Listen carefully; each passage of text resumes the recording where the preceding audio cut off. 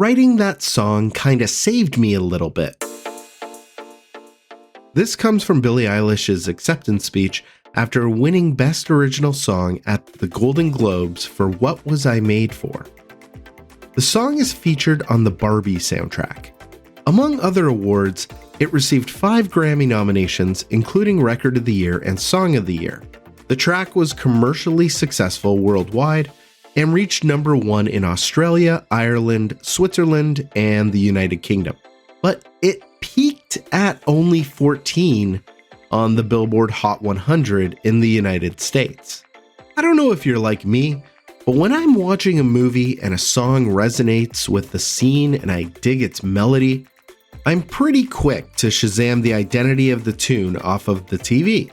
My liked music on my music app is basically a cacophony of trends from popular on-screen songs. I also don't think this habit of asking my phone to identify a song from the couch is exclusive to me. So when I read that What Was I Made For never hit the top 10 songs on North America's Billboard chart, it got me thinking about how the world has changed. It used to be that the biggest movie of the year would also produce one of the biggest songs of the year. So what happened? Why aren't soundtracks just as popular today as they were in the 80s and 90s? And in the post-iPod era, what could make a song from a movie hit just right again?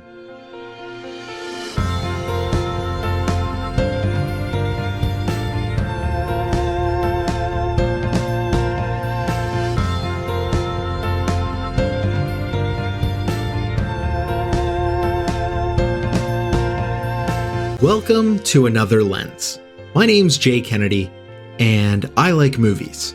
On this show, I'd like to explore what's happening today in the world of film, dive into Hollywood's short history, and share with you my thoughts about what's rattling around in my head when it comes to movies. So if you'll join me, grab a hot cup, get comfy, and let's take a look from another lens. While writing this script at my small desk in my 2-bedroom apartment, I happened to be doing laundry. The timer went off on my smart speaker, and as I walked in to grab my dried clothes, I was greeted by another tenant. As I was gathering up my belongings, I asked her, "Hey, let me ask you a weird question." Explaining to her I was writing this script, what's a song from a movie that touched you and you'll just never forget it? The woman, a little older, possibly in her late 60s, smiled and said, "That tune from The Notebook when they're dancing." I smiled and thanked her. The song is Billie Holiday's I'll Be Seeing You. I'll be seeing you. Now, I'll Be Seeing You was a popular song about a missing loved one. Bing Crosby, Frank Sinatra, and Brenda Lee, they've all performed this song. But it was first published in 1938, inserted into the Broadway musical Right This Way, which closed after very few performances. The title of the 1944 film I'll Be Seeing You was taken from this song at the suggestion of the film's producer. It's a very popular song.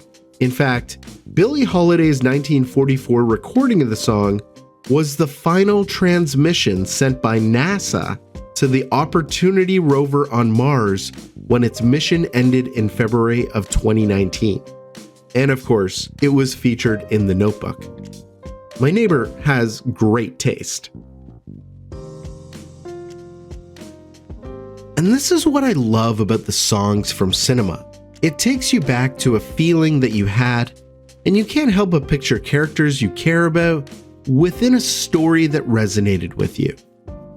That's why about 80% of what's left of my physical musical library are soundtracks. Before the turn of the millennium, if you liked a song from a movie, you'd have to get yourself to your local music store to purchase a copy of the film's soundtrack. Or if you were lucky, you might have been able to wait for the song to play on the radio and hit record on your boombox, cementing the track on your very own bootleg cassette. And while millennials and Gen Z listeners are more likely to pick up streaming platforms than turn to a radio station? Listening time on an AM or FM band is on the decline much slower than you might have originally thought. The bigger challenge for radio stations is that advertisers have been reallocating budgets to digital platforms and other emerging media. But people still listen to the radio for free all of the time.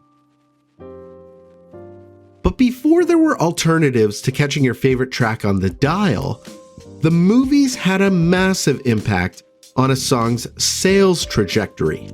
And the award shows have recognized that impact in the past. But before we get into this, you've got to know this about me. I think award shows are giant events for advertisers to sell cars, and the actual nominations are just a flashy way to market these movies. And that can be good for the general movie-going public, but I don't believe they're always right. I'll never forgive the 40th Awards in 1967 when Talk to the Animals from Dr. Dolittle beat out Burt Bacharach's The Look of Love from Casino Royale and The Bare Necessities from The Jungle Book. But okay, let's take a look together at some of the most popular songs you still know today that also took home the Oscar for Best Original Song. The category was first introduced during the 7th Academy Awards in 1934. And what you should know is that Bing Crosby and Fred Astaire were the biggest things in entertainment at the time. From 1934 to 1937, Bing topped the Billboard charts with 3 songs and Fred with 1. All 4 of these songs were written for movies of the day.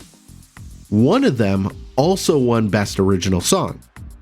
It was Sweet Leilani, and it featured in the 1937 movie Waikiki Wedding.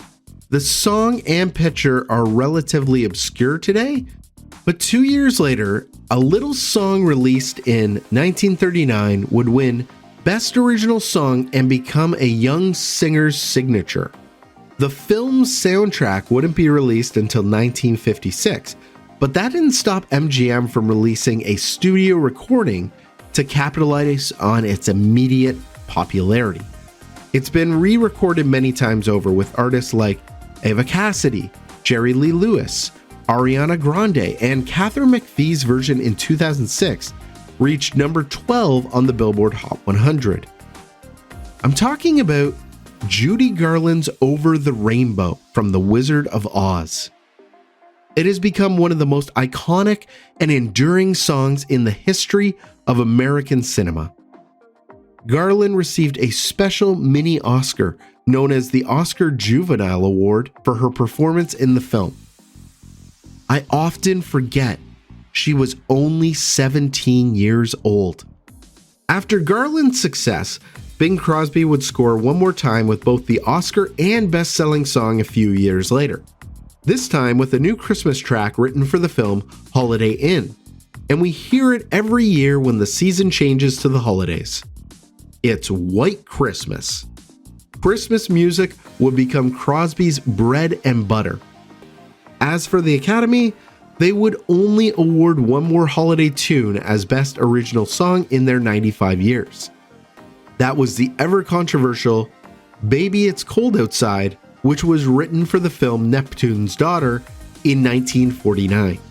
The Best Original Song category would continue to help popularize favorites like The Way You Look Tonight from Swing Time and Swingin' on a Star in the Bing Crosby-led Best Picture winner Going My Way. Bing would win his only Academy Award for actor in the same picture. Then Disney started making feature films, and you really started to see how big their songs resonated with the world. Pinocchio's When You Wish Upon a Star was the first to take home the award. This was followed up by Zippity Doo Dah, the song from the 1946 film Song of the South that's been all but erased from history. And this is because the Walt Disney production downplayed the harsh realities of slavery and racial inequality. Racist stereotypes perpetuated the film's portrayal of Uncle Remus, the film's black narrator. Due to the concerns, there's been a removal of Song of the South from circulation. but we still know the tune today, and I promise I won't sing it for you because you don't need it stuck in your head like me.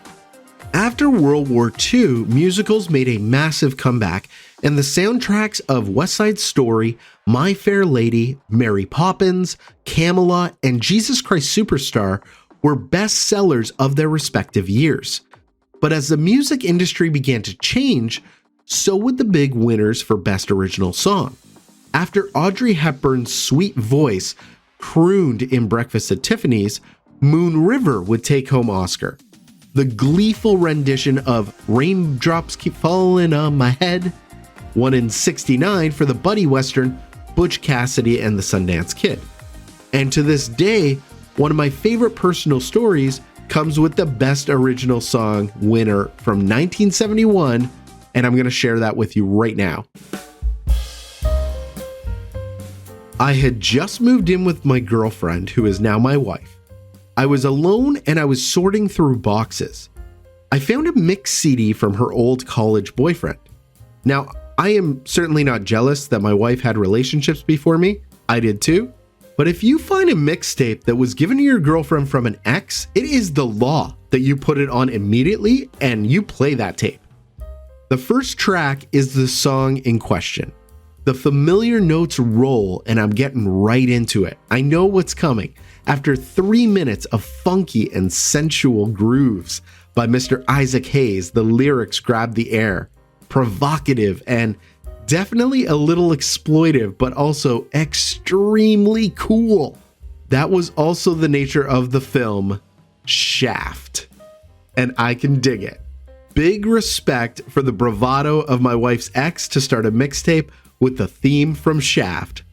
I set all the speakers to high volume and waited for her to get home. As she walked through the door, the music sprung to life and I dance walked towards her, holding the empty CD case. We both had a big laugh and enjoyed the remainder of the theme from Shaft, 1971's Best Original Song. Damn right. A couple of years later, we would see the next enormously popular song. The flick was released at the end of '73 and starred Barbra Streisand and Robert Redford. 1974's Billboard charts would have The Way We Were as their biggest song of the year. The Streisand hit would go on to beat out Paul McCartney's Bond theme, Live and Let Die, at the Oscars, and the award would go to Marvin Hamlisch for a second time. By the end of Hamlisch's career, he earned himself a place amongst an elite group of people, the EGOT winners. 4 Emmys, 4 Grammys, 2 Oscars, and a Tony. In 1978, it was time for disco, and John Travolta strutted down a sidewalk in Saturday Night Fever. The soundtrack would become the best-selling album of the year, and with 40 million copies sold, would become one of the highest-grossing soundtracks of all time. As we left the world of disco behind, the 1980s began to market not only their films, but their soundtrack together. The first big success story would be Flashdance, which had 2 nominations for Best Original Song, the title track and Maniac. The soundtrack would sell 20 million copies, and the movie took home the Academy Award for Flashdance What a Feeling. More massive soundtracks would rule Sony Walkmans during this time, such as Purple Rain, Dirty Dancing, Footloose, The Big Chill, and Top Gun. Other massive movie songs were passed over by the Academy, like Rocky's The Eye of the Tiger, Ghostbusters, The Power of Love from Back to the Future, and the title track from Footloose. But they'd also get some right. Top Gun's Take My Breath Away by Berlin won in '86. There would have been riots if Dirty Dancing's I've Had the Time of My Life didn't take home the little gold statue, and the animation studio that had seen so much success before the 1950s was about to make a comeback. It's impossible to talk about the music of Disney's Renaissance without tipping your hat to Howard Ashman. Ashman once said, "The last great place to do Broadway musicals is in animation." The lyricist would team with Alan Menken, to bring back Disney Animation Studios from ruin with The Little Mermaid. Howard Ashman famously told Disney executives he was going to quit when they told him to cut part of your world. Howard called it a classic I Want song, a song where the protagonist expresses their desires and hopes and dreams, and so when we move to the end of the film, we watch their motivation to get what they've always wanted. The song stayed, and the success of the partnership would bring an Academy Award back to Walt Disney Studios for Under the Sea. The pair began working on Beauty and the Beast. In 1991, the top-selling song of the year would be Bryan Adams' Everything I Do It For You from Robin Hood, Prince of Thieves. It would be nominated for Best Original Song, and it would lose to Beauty and the Beast, an animated story with 3 original songs nominated in the category. It was unheard of. Since then, only 2 other films have ever received 3 Best Original Song nominations: Dreamgirls in 2006 and Enchanted in 2007. But in 95 years, no other film in the history of the awards has had 3 songs nominated and was also a contender for Best Picture. Beauty and the Beast had pushed Disney back into the world, and the Renaissance was in full swing. Tragically, Ashman would pass away during the AIDS crisis of the late 80s and 90s and would never see what his music had accomplished for Disney and the world. The studio would win 4 more Best Original Song awards before the 2000s, using the framework Howard had insisted on. Each hero had their I Want song. Pocahontas' Colors of the Wind, The Lion King's Can You Feel the Love Tonight, Tarzan's You'll Be in My Heart, and Aladdin's A Whole New World, which was an upset victory for a legendary artist with the greatest selling soundtrack of all time. In 1992, a film birthed a soundtrack that has gone on to become not only the best-selling soundtrack of all time, but the best-selling album by a female artist of all time. It would sell 45 million copies. To compare, Michael Jackson's Thriller, the best-selling album ever, has sold 70 million copies. And this one is a soundtrack. Of its 2 nominated original songs, the song that became Billboard's #1 hit of 1993 wasn't actually eligible for an Academy Award because it had been written years before by Dolly Parton. But Whitney Houston's rendition of I Will Always Love You remains my favorite.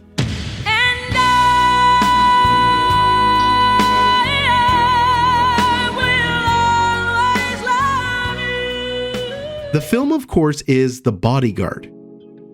Houston won the Grammy for Record of the Year and the Grammy Award for Best Pop Vocal Performance Female in 1994 for I Will Always Love You. She also won a Grammy Award for Album of the Year for the Bodyguard original soundtrack. And before her life ended tragically in 2012, a beautiful piece Whitney performed would win Best Original Song from the Prince of Egypt soundtrack. It was called When You Believe, and she sang it with Mariah Carey. While the 1980s started the idea of marketing movies and soundtracks together, general audiences really ran with it in the 1990s after The Bodyguard sales went through the roof. 1994's biggest selling album was the Lion King soundtrack. 1995's biggest song, Coolio's Gangsta's Paradise from the Dangerous Minds soundtrack. In 1997, Celine Dion's My Heart Will Go On won Best Original Song at the Oscars and likely would have been the biggest song of the year. But in 1997, Diana, Princess of Wales, was killed. Elton John's touching tribute, Candle in the Wind, was the best-selling song that year. However, in 1998, as the phenomenon grew, Titanic soundtrack was the best-selling album of the entire year with 30 million copies sold, besting the double platinum Armageddon soundtrack that featured Aerosmith's I Don't Want to Miss a Thing. Then, the new century began, And you could start to see that music was being treated more like a right than a privilege. The peer-sharing app Napster made MP3s a thing. The iPod was only a year away. If you liked one song and one song only, then you didn't need to go and buy a whole album. And as if overnight, the music industry started to change. In 2003, the Eminem Show was the best-selling album of the year. And at the Academy Awards, the first ever hip-hop track won Best Original Song. It was Lose Yourself by Eminem from the rapper's semi-autobiographical film 8 Mile. And from that moment on, the category began to expand. In 2004, the first ever foreign language song won from the film The Motorcycle Diaries. In 2006, the song was I Need to Wake Up, and it was written for the documentary An Inconvenient Truth, of all things. In 2008, Slumdog Millionaires won Best Picture, and so did its original song Jai Ho. But soundtracks weren't selling, and throughout the 10 years of the 2000s, a movie wouldn't have a tie-in song charting a #1 on the Billboard chart. But leave it to Disney to step up again. If you told me that in 2006 the best-selling album would be from a television movie, I would be shocked. If you told me that the title of that movie was the working title that they didn't bother to change, I'd be floored. And if you told me that a Disney Channel movie would spawn 2 sequels, find its way to theaters, and create a new franchise that would break the 2022's Best New Artist to the world, I would be jaw-dropped. But that's what happened. Guys, I've literally gone to a high school adaptation of this Disney Channel movie. Yep, we're talking about High School Musical. The success of this franchise is bonkers. It's launched the careers of Zac Efron, Vanessa Hudgens, and now, from High School Musical, the series Disney Plus spin-off, it's launched pop star Olivia Rodrigo. And yeah, High School Musical soundtrack was the biggest album of the year in 2006. And it would stay that way as the last best-selling music album from a movie until The Greatest Showman soundtrack in 2018. So what happened? We still have the big songs from the movies. Frozen's Let It Go was a phenomenon, and everyone can sing all the words to Shallow from A Star Is Born. The Bond themes consistently are terrific, with Adele's Skyfall being the standout from the Daniel Craig era. And what about Bruno? Are we just not going to talk about Bruno? Yeah, I know. We don't talk about that guy. Okay, so for starters, music has changed. The landscape of movies and these amazing songs don't always lend to the bangers that people are used to today.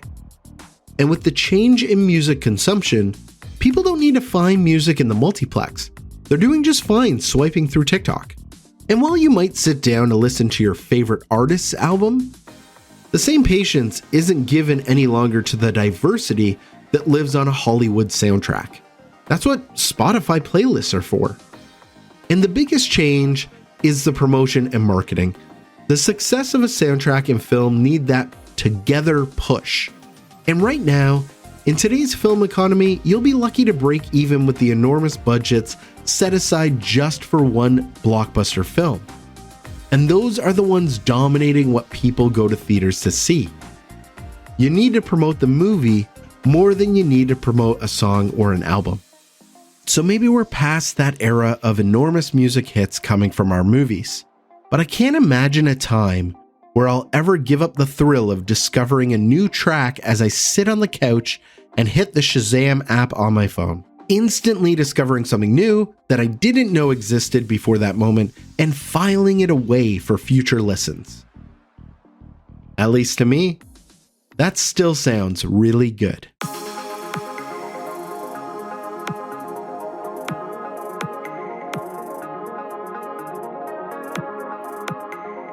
I really appreciate you sticking through to the end. Reach out to me anytime at j.kennedy@outlook.com. New episodes are available weekly, so be sure to subscribe for the next one. I'm Jay Kennedy, and you've been listening to Another Lens. The show will be back soon with another perspective.